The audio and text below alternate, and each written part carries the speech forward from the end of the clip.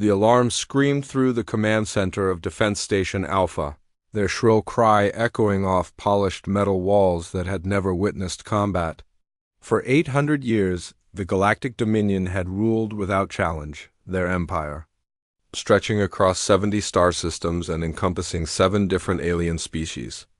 Their capital system of Valdris was the crown jewel of their civilization, protected by massive orbital platforms that could destroy entire fleets and defended by 10,000 of their finest warships. Today, that perfect record was about to end. Fleet. Admiral Corvin pressed his clawed hand against the tactical display. His reptilian features twisted in confusion as he studied the impossible readings. A single contact had appeared at the system's edge, dropping out of hyperspace with the subtle energy signature of an unknown drive system.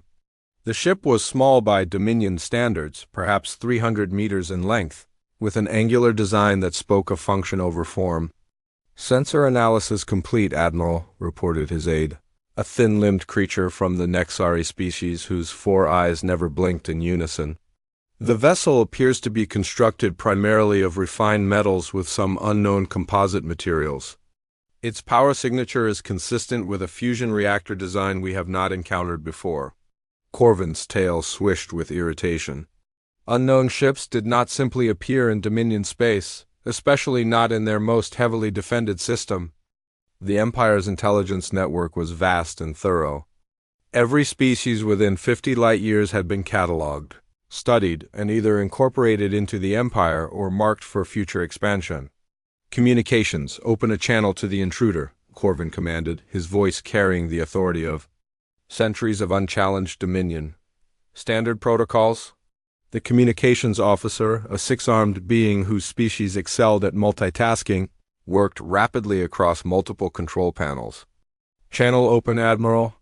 No response to our identification requests. The vessel continues on its current trajectory toward the inner system." Through the massive viewing ports of the command station, Corvin could see the distant specks of light that represented his defensive fleet. Each of those points was a warship capable of reducing a moon to debris, crewed by soldiers who had trained their entire lives for combat they never expected to see. The Dominion military was a perfect machine, designed for conquest and maintained through discipline and technological superiority. "Analysis of the vessel's origin?"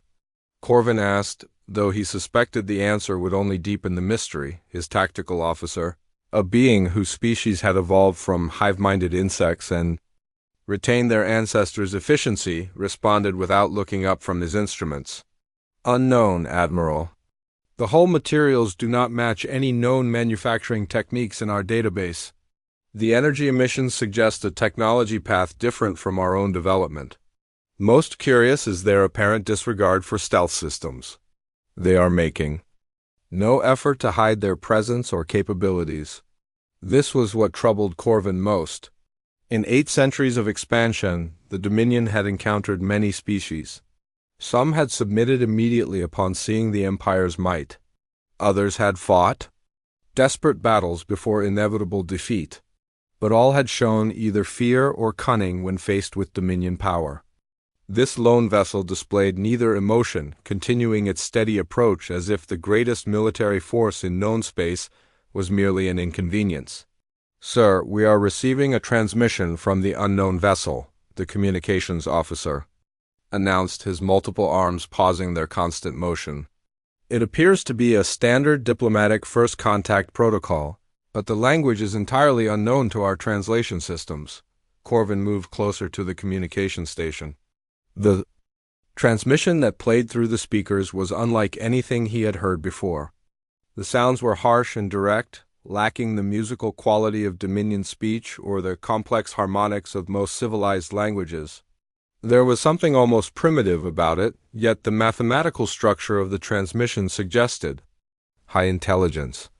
Computer analysis indicates the transmission contains star charts, mathematical constants, and what appears to be peaceful intentions, the communications officer reported.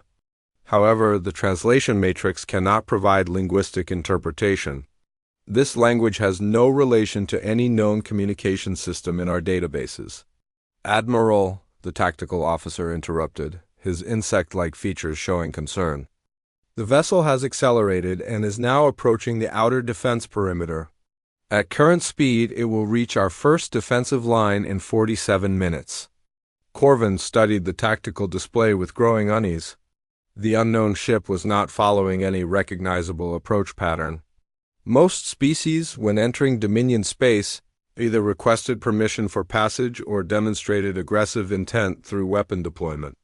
This vessel did neither, maintaining a steady course that would bring it directly through their defensive formations. "Fleet composition report," Corvin ordered, needing to remind himself of the overwhelming advantage they possessed. "Defensive." Fleet Alpha consists of 400 heavy cruisers, 600 destroyer-class vessels, and 200 support ships, his aide responded promptly. Additionally, orbital platforms 1 through 20 are fully operational with full ammunition loads. Each platform is capable of destroying 50 enemy vessels simultaneously. The numbers should have been comforting. No force in galactic history had ever challenged such overwhelming firepower and survived. Yet something about the approaching vessel's confidence troubled Corvin. In all his years of military service, he had learned to trust his instincts, and those instincts were now screaming warnings he could not rationally explain. "Admiral, the vessel has entered our outer defense zone," reported the tactical officer. "Standard protocol requires challenge and identification before proceeding to inner system." Corvin nodded, his decision made. "Signal Fleet Group 7 to intercept. 50 ships should be sufficient for initial contact. Their orders are to disable the vessel and force surrender. If the intruder proves hostile, they are authorized to destroy it." As the order went out across the fleet communication network, Corvin watched 50 points of light detach themselves from the main defensive formation. These were some of the finest ships in the Dominion fleet, each one a masterpiece of military engineering crewed by veterans who had never known defeat. The unknown vessel continued its approach, showing no change in course or speed as the intercept fleet moved to surround it. Whatever species had built that ship, they were either supremely confident in their abilities or completely ignorant of the force. Arrayed against them, Corvin suspected they were about to discover which possibility was correct, and for the first time in his long military career, he found himself hoping the answer would not change everything he believed about the galaxy's balance of power. The intercept formation spread across 10,000 kilometers of space, their hulls gleaming like deadly jewels against the starfield. 50 of the Dominion's finest warships moved with practiced precision, their energy shields shimmering with barely contained power. Each vessel was a testament to centuries of military advancement, armed with plasma cannons capable of melting asteroids and defensive systems that had never been breached in combat. "Commander," Lex watched the tactical display from his flagship's bridge, his confidence absolute. The unknown vessel appeared on his screens as a single red contact, surrounded by the green icons of his overwhelming force. In 300 years of military service, he had never encountered a situation that required more than standard Dominion. Doctrine to resolve. "Unknown vessel, you have entered Dominion space without authorization," Dex transmitted on all frequencies. "Reduce speed and prepare to be boarded. Any hostile action will result in your immediate destruction." The response came not in words but in action. The human ship, designated UES Defiance by its crew, suddenly accelerated directly toward the center of the Dominion formation.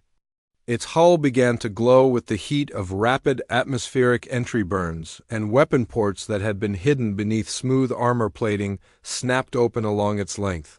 "Sir, the vessel is targeting our formation center," reported his tactical officer, confusion evident in his voice.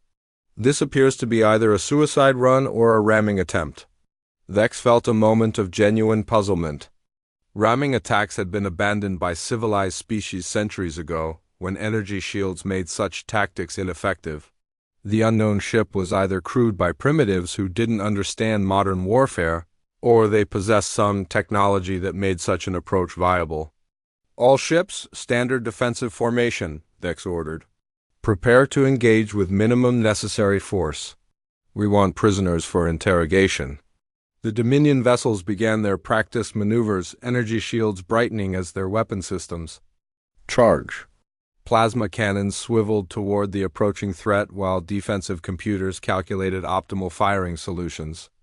Everything proceeded according to doctrine until the human ship opened fire. The first railgun slug struck the Dominion flagship's shield at 30% of light speed. The impact sent shockwaves through the energy barrier that staggered every being on the bridge. Vex grabbed his command chair as the ship's artificial gravity fluctuated under the assault. Shield status, he demanded, his voice strained with disbelief. Forward shields at 60% and falling, his engineering officer reported, panic creeping into his professional composure. The projectile impact exceeded our maximum rated defense parameters. Sir, that was just a piece of metal moving very fast. More railgun slugs hammered the formation as the human ship carved through their midst like a knife through silk.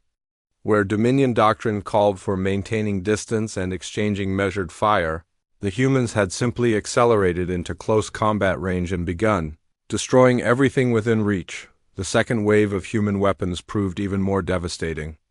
Nuclear-tipped missiles streaked across the battle space, their fusion warheads detonating with precisely calculated timing. Each explosion sent waves of electromagnetic interference that disrupted Dominion shield generators and communication systems. How are they maintaining targeting locks through their own nuclear detonations? Vex shouted over the din of emergency alarms. His tactical display showed red warning indicators spreading across their formation as ship after ship reported critical damage. The answer became clear as the human vessel emerged from the center of a nuclear fireball, its hull scarred but intact. Whatever materials they used in their construction, they were designed to function in environments that would cripple Dominion technology. The ship's point defense systems tracked and destroyed incoming plasma bolts with mechanical precision, while its main guns continued their relentless bombardment. Commander, the destroyer squadron is requesting permission to withdraw and regroup, his communications officer reported. They report 70% casualties and are unable to maintain formation integrity. Vex watched in horrified fascination as the human ship demonstrated tactics no civilized species would consider. When a damaged Dominion cruiser lost propulsion, the human vessel used its superior maneuverability to position the crippled ship between itself and incoming fire, turning their own disabled vessel into an improvised shield. Sir, they're not fighting to preserve their ship, his tactical officer observed with growing awe. Every maneuver they make accepts damage in exchange for tactical advantage. They're treating their own vessel as an expendable resource. The observation struck Vex like a physical blow. Dominion military doctrine was built around preserving expensive assets while achieving objectives with minimal losses. Their entire tactical philosophy assumed that both sides valued their ships and crews highly enough to avoid unnecessary risks. But the humans seemed to operate under completely different assumptions. As if to prove this point, the human ship executed a maneuver that no Dominion commander would consider. It allowed 2 plasma cannon shots to strike its hull directly, accepting the damage in order to position itself for a devastating counterattack that destroyed 3 Dominion vessels in rapid succession. Emergency transmission to Fleet Command, Vex ordered, his voice hoarse with strain. We need immediate reinforcement. The enemy vessel possesses capabilities and tactics outside our experience. Repeat, request immediate support. The battle raged for another 20 minutes before the inevitable conclusion became clear. Of the 50 ships that had moved to intercept the unknown vessel, only 12 remained combat effective. The human ship, though heavily damaged with atmosphere venting from multiple hull breaches, continued to maneuver and fight with undiminished aggression. Commander, we have lost all formation cohesion, his tactical officer reported. Remaining vessels are operating independently and report ammunition reserves at critical levels. The enemy vessel shows no signs of reducing combat effectiveness despite visible damage. Vex stared at his tactical display. watching the green icons of his fleet flicker and fade while the single red contact continued its steady advance toward the inner system. In less than an hour, a single enemy vessel had destroyed nearly 40 of the Dominion's finest warships using weapons and tactics that defied every principle of civilized warfare. "Signal general withdrawal," he finally ordered, the words tasting like ashes in his mouth. "All surviving vessels to fall back to the main defensive line. And get me a direct communication link to Admiral Corvin immediately." As the remnants of his fleet limped away from the battle zone, Vex continued to monitor the human vessel. It made no attempt to pursue or finish off the damaged Dominion ships. Instead, it simply continued on its original course, its hull glowing with heat and radiation, as it advanced toward the heart of the Empire's most heavily defended system. The humans had just announced their presence to the galaxy in the most direct way possible, and their message was unmistakably clear. They were not another species seeking peace or trade. They were warriors who had come to test their strength against the mightiest military force in known space, and they were winning. Emergency signals flooded the communication networks throughout the Valdris system as Admiral Corvin processed the impossible reports from the intercept squadron. 12 ships out of 50 had survived their encounter with a single enemy vessel. In 800 years of Dominion military history, no single engagement had ever resulted in such devastating losses against so small a force. "Mobilize all available fleet assets," Corvin commanded, his voice carrying across the command center with iron authority. "I want every combat-capable vessel in this system formed into attack formation within the hour. This unknown enemy will discover the true meaning of Dominion military power." The massive fleet began to move like a living thing. Thousands of ships emerging from orbital stations and defensive positions to form the largest concentration of military force ever assembled. In a single-star system, battleships the size of cities took their positions, alongside swift destroyer squadrons and massive support vessels, carrying enough firepower to reduce entire worlds to cosmic dust. "Fleet strength report," Corvin demanded, his reptilian eyes fixed on the tactical display where the lone human contact continued its steady approach. 5,000 combat vessels now in formation, Admiral," his aide reported with professional precision. "An additional 3,000 support and logistics. Ships stand ready. Total combat effectiveness exceeds anything in recorded galactic history." The numbers should have provided absolute confidence, yet Corvin found himself studying the tactical recordings from the first engagement with growing unease. The human vessel had fought with a brutality that defied comprehension, accepting damage that would have disabled any Dominion ship while continuing to deliver devastating attacks on his forces. "Analysis of enemy weapons systems?" he inquired, though he suspected the report would only confirm his worst fears. His tactical officer manipulated the holographic display, highlighting weapon impacts and damage patterns. "Their primary armament appears to be kinetic projectiles accelerated to extremely high velocities. Unlike our plasma weapons, which rely on energy transfer and can be partially deflected by shields, their weapons use pure mass and momentum. Our defensive systems were not designed to counter such primitive yet effective attacks." Primitive. The word carried uncomfortable implications. The Dominion had built their military superiority around advanced technology and sophisticated weapons systems. The idea that a more primitive approach might prove superior challenged the fundamental assumptions of their civilization. "Sir, the enemy vessel has entered the second defensive perimeter," reported the sensor operator. "Current trajectory? We'll bring it into contact with our main battle line in approximately 2 hours." Corvin activated the fleet-wide communication system, his image appearing on the command screens of every vessel in the massive formation. "Commanders of the Dominion fleet, we face an enemy unlike any in our history.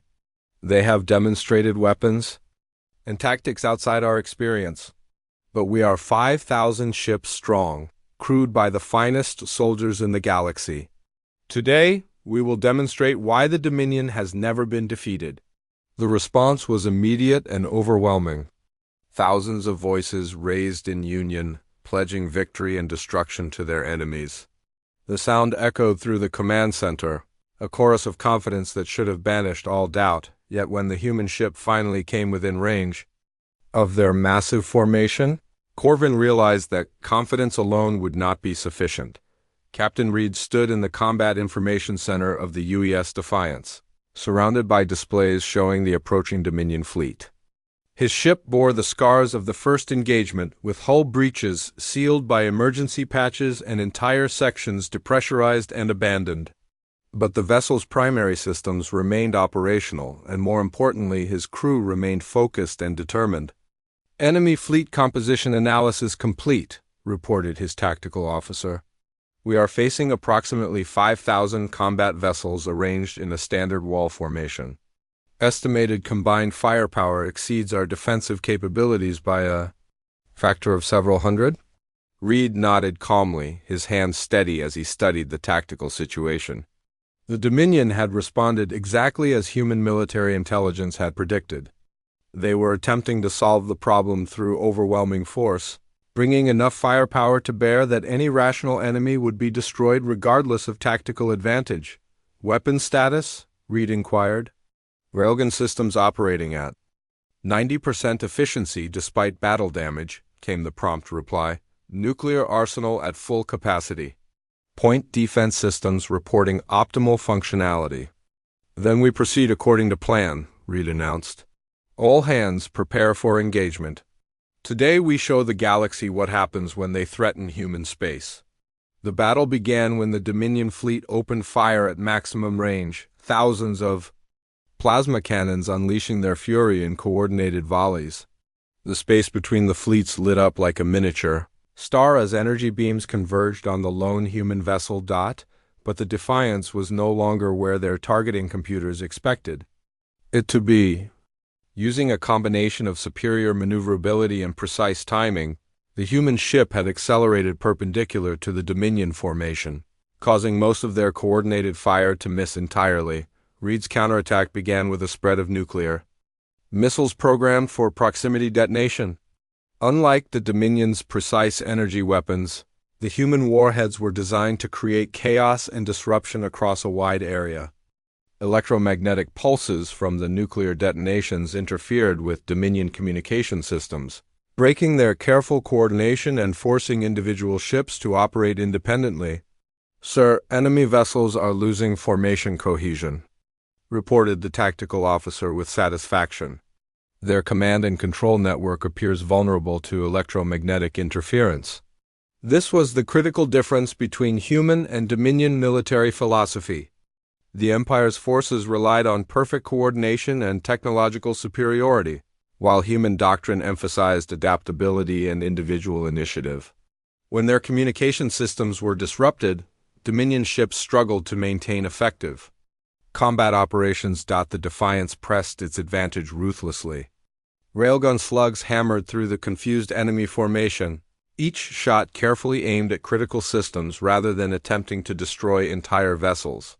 Human targeting doctrine prioritized disabling as many enemies as possible rather than completely destroying fewer targets.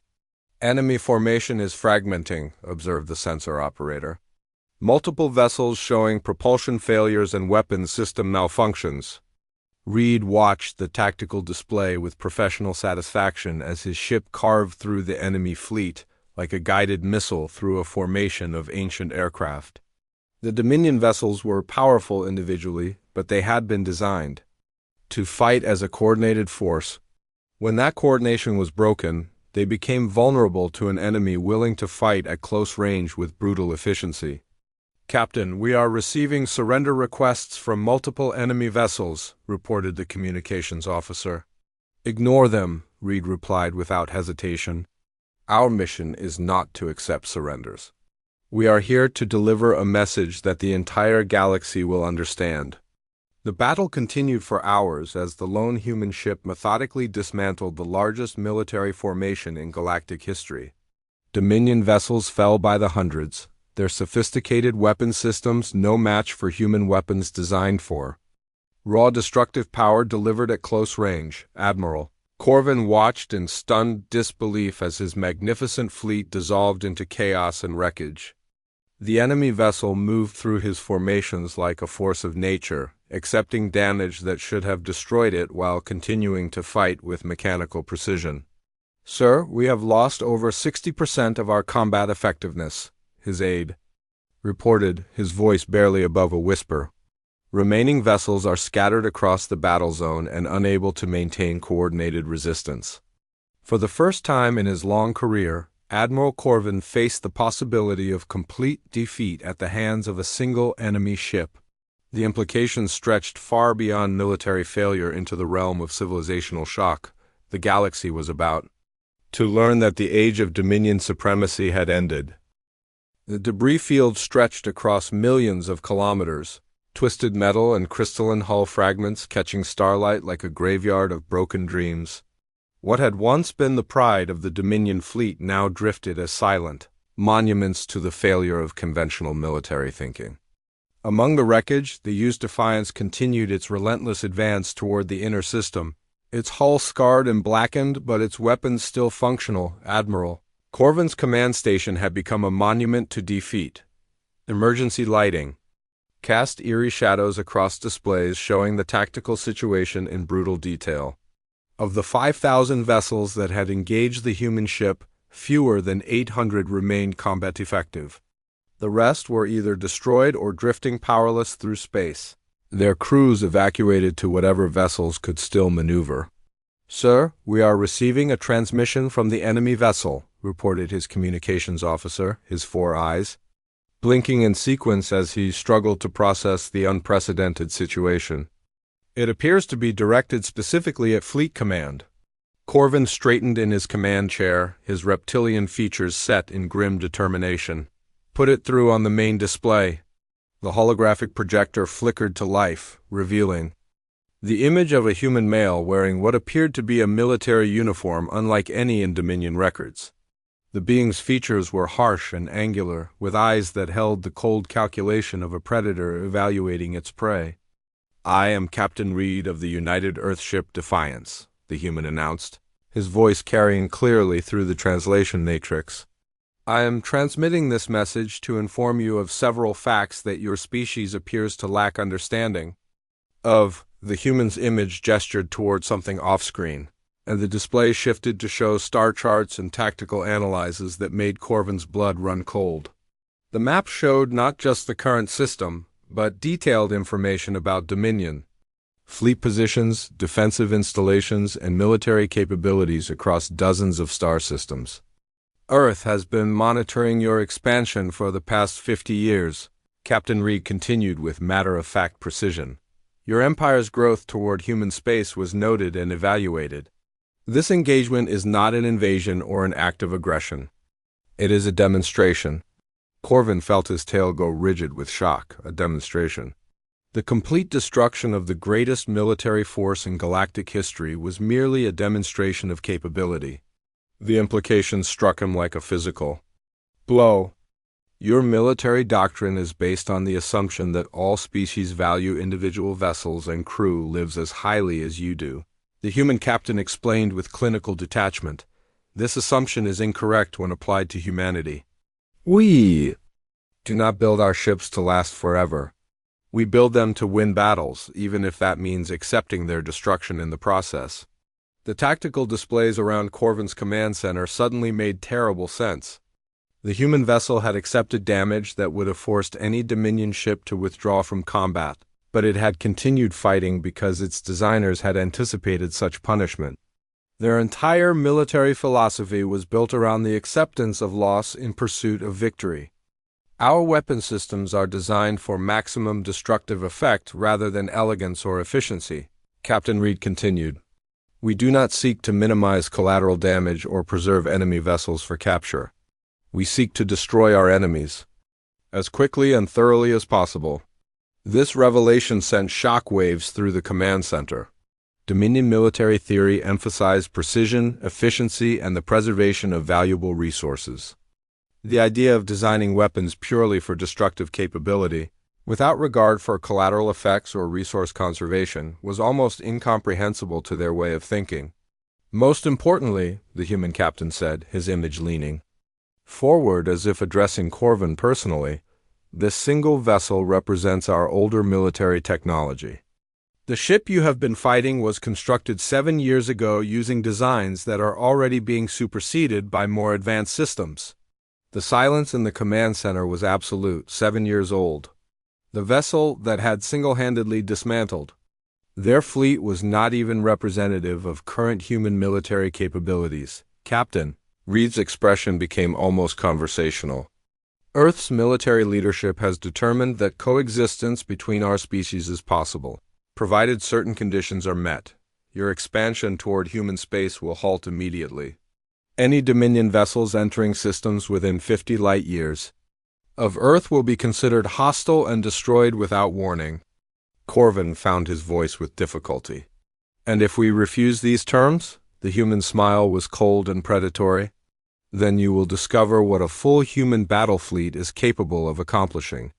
I should mention that Earth currently maintains 12 such fleets, each consisting of 200 vessels similar to the one you have been fighting. The mathematics were staggering. 200 ships per fleet, 12 fleets total. Even if human vessels were no more effective than the single ship that had devastated their forces, the combined might of Earth's military would be capable of conquering the entire Dominion Empire with relative ease. However, Captain Reed continued, his tone becoming almost diplomatic, humanity has no interest in conquest or subjugation. We seek only to ensure our own security and development. Comply with our boundary requirements and Earth will have no reason for further military action against your empire. The transmission ended, leaving Corvin alone with the magnitude of what had just occurred. In the space of a few hours, everything his civilization believed about galactic power structures had been overturned. The Dominion was no longer the supreme military force in known space. They were barely even a regional power compared to the capabilities that humanity had just demonstrated. "Sir," his aide whispered, breaking the stunned silence. "What are your orders?" Corvin studied the tactical display one final time, noting the human vessel's continued advance toward their capital world. The ship showed no signs of reducing speed or altering course. It was proceeding exactly as if the largest military fleet in galactic history had been nothing more than a minor inconvenience to be brushed aside.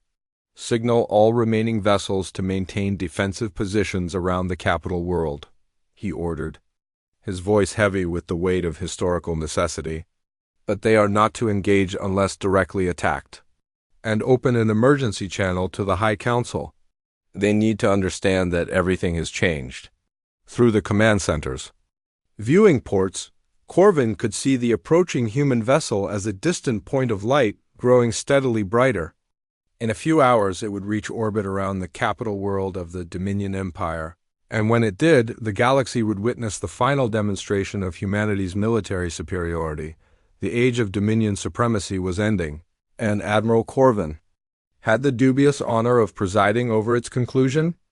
The question now was not whether they could defeat the humans, but whether they could negotiate a peace that would allow their civilization to survive the encounter with a species that treated warfare as humanity evidently did. He prepared his report to the High Council. Corvin reflected on the bitter irony of their situation.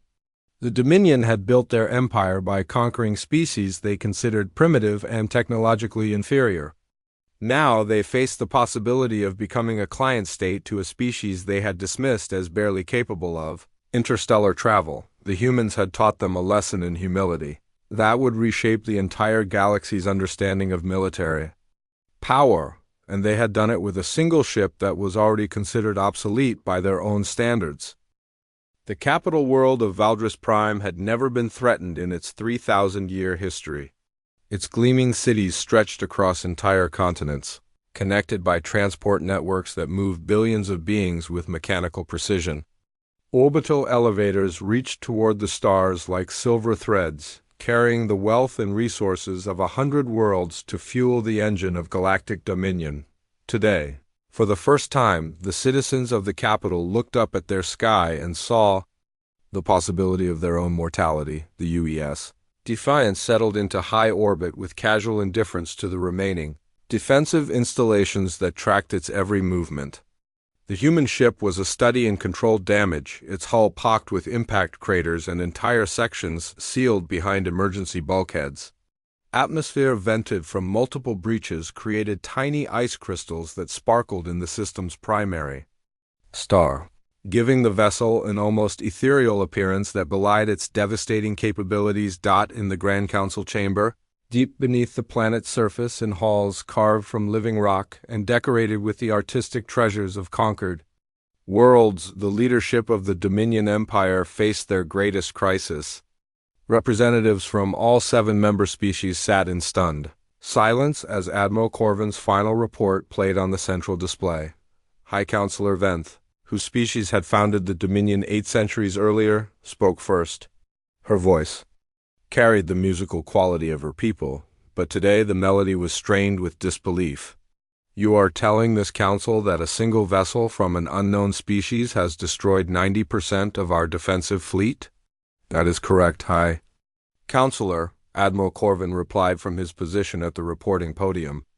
The human vessel demonstrated weapons technology and tactical doctrine that rendered our standard defensive measures ineffective. Counselor Rax, representing the warrior species that had provided the backbone of Dominion military force, slammed his armored fist against his speaking platform. Impossible. Our fleet represents the accumulated military knowledge of centuries. No single vessel could possess such overwhelming superiority. The debate that followed would have been familiar to any student of military history. The same arguments that had accompanied every paradigm shift in warfare echoed through the ancient halls. Disbelief gave way to anger, anger to desperate searches for alternative explanations, and finally to the reluctant acceptance of an uncomfortable new reality. The transmission we received from their captain was quite specific, Counselor Venth observed, her tone now carrying the careful neutrality of someone attempting to navigate an unprecedented crisis. They claim this demonstration was intended to establish boundaries rather than initiate conquest. Admiral Corvin nodded grimly. The human captain was very clear on that point. Their species appears to have no interest in territorial expansion or subjugation. They simply want us to halt our own expansion in their direction. This revelation sparked new debate among the counselors.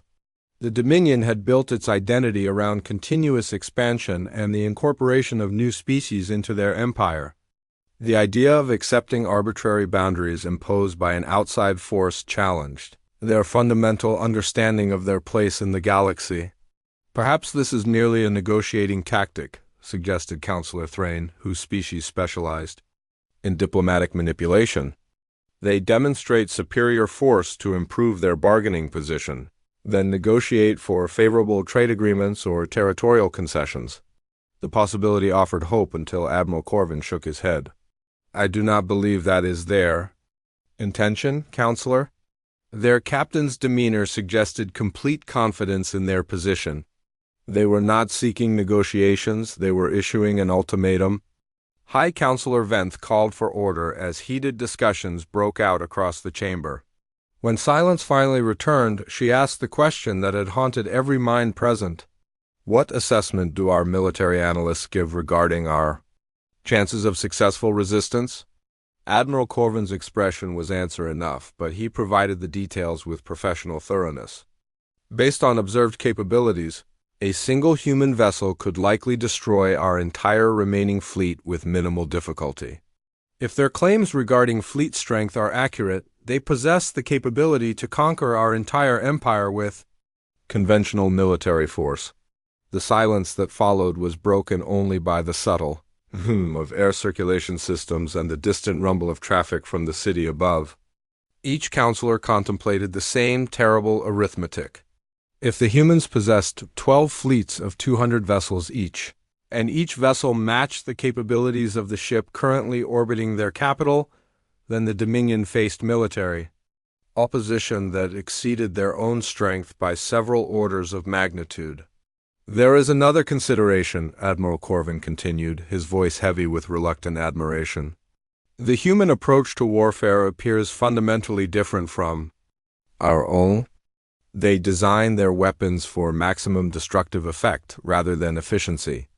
They accept casualties and equipment losses that we would consider unacceptable. Most significantly, they appear to have built their entire military doctrine around the assumption that wars are fought against enemies of equal or superior capability. This last observation struck at the heart of Dominion military philosophy. Their forces had been designed to conquer technologically inferior species through overwhelming advantage.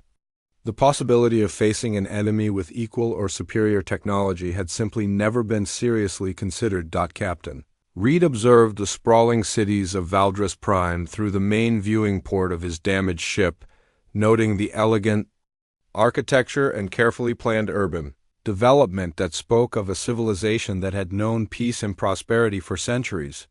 His ship's sensors detected no military installations on the planet's surface, no signs of the hardened defensive positions that characterized worlds accustomed to warfare. "Captain, we are receiving a transmission from the planetary surface," reported his communications officer. "It appears to be from their governing body. Put it through." The image that appeared on the main screen showed an alien being of obvious advanced age, her features carrying the dignity that came with high office and long experience. When she spoke, the translation came through clearly. "I am High Counselor Venth of the Dominion Empire. I've been authorized to negotiate on behalf of all member species regarding the terms you have outlined." Reed nodded respectfully. Unlike many species humanity had encountered, these beings had the wisdom to recognize superior force when they saw it. "I am prepared to discuss the specific details of boundary agreements, High Counselor. However, I must emphasize that the core requirements are non-negotiable."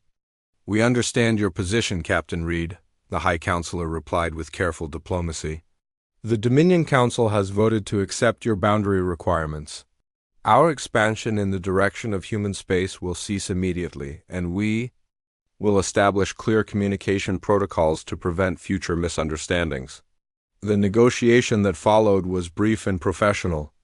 Unlike the complex diplomatic processes that typically characterized interspecies agreements, this discussion was conducted with the straightforward efficiency of a military briefing. The humans had demonstrated their position through action, rather than words making lengthy debate unnecessary. Within 2 hours, the framework of a new galactic order had been established. The Dominion would maintain its existing territory but would expand only in directions that did not approach human space.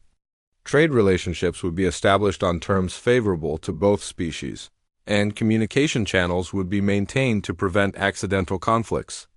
Most importantly, both sides agreed that the events at Valdris Prime would be communicated throughout the galaxy. The message was simple but profound. Humanity had emerged as a spacefaring civilization, and they possessed military capabilities that commanded respect from even the most powerful existing empires. As the used Defiance prepared to depart the Valdris system, Captain Reed authorized one final transmission to the Dominion leadership. "High Counselor, I want to be clear about something that may not have been obvious during our discussions. Humanity has no desire to become the dominant military power in this galaxy. We seek only to ensure our own security and the freedom to develop according to our own values.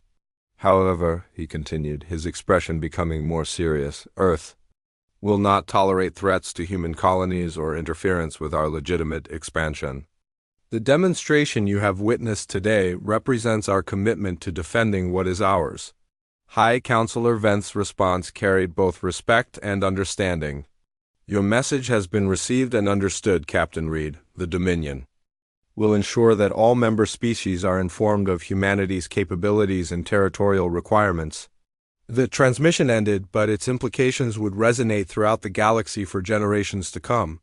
Within days, reports of the engagement at Valdris Prime reached every major civilization within 100 light-years. The story spread through trade networks, diplomatic channels, and military intelligence services with the speed of wildfire. On distant worlds, alien strategists studied the tactical recordings with growing unease. The Dominion had possessed the most advanced military technology known to galactic civilization, Yet they have been defeated by weapons that seemed almost primitive in their brutal simplicity. The implications were staggering for any species that had built their security around technological superiority. More troubling was the human approach to acceptable losses. Every military analyst reached the same conclusion: humanity fought wars, as if they expected to win them, regardless of the cost. This philosophy represented a fundamental shift from the careful, conservative warfare that had characterized galactic conflicts for centuries. The economic implications were equally significant. The Dominion had been the galaxy's primary military power, providing security services and maintaining trade routes through their overwhelming force projection. Now suddenly they were just another regional power seeking to avoid conflict with the new military superpower that had emerged from the previously unknown human territories. Captain Reed stood on the bridge of his damaged ship as it prepared to enter hyperspace for the journey back to Earth. Around him, his crew worked with the professional competence that had carried them through the most significant military engagement in galactic history. They had accomplished their mission with precision and effectiveness that would become legendary in human military circles. "Navigation, set course for Earth," Reed commanded. "It's time to go home." As the UES Defiance disappeared into hyperspace, it left behind a galaxy that had been fundamentally changed by its passage. The age of Dominion supremacy was over, replaced by a new understanding of power that placed humanity at the center of galactic military calculations. In the weeks that followed, alien civilizations across the galaxy began reassessing their own military capabilities and diplomatic relationships. Trade delegations departed for human space-carrying offers of cooperation and friendship. Defense contractors worked frantically to develop countermeasures for kinetic weapons and nuclear explosives. Military academies revised their tactical curricula to account for warfare doctrines that prioritized victory over preservation. But perhaps most significantly, the galaxy's various species began to understand that they were no longer alone at the top of the galactic power structure. Humanity had announced its presence not through diplomacy or trade, but through the universal language of military superiority demonstrated with overwhelming clarity. The lone human warship had appeared. The Empire had indeed possessed no defense against it, and the galaxy would never be the same. Earth had taken its place among the stars not as supplicants seeking acceptance, but as equals demanding respect. And they had earned that respect in the most direct way possible, by proving that they possessed both the capability and the will to defend their interests against any threat. The message had been delivered, received, and understood. Humanity was no longer an unknown quantity lurking at the edge of galactic civilization. They were a force to be reckoned with, and the galaxy had learned to treat them accordingly.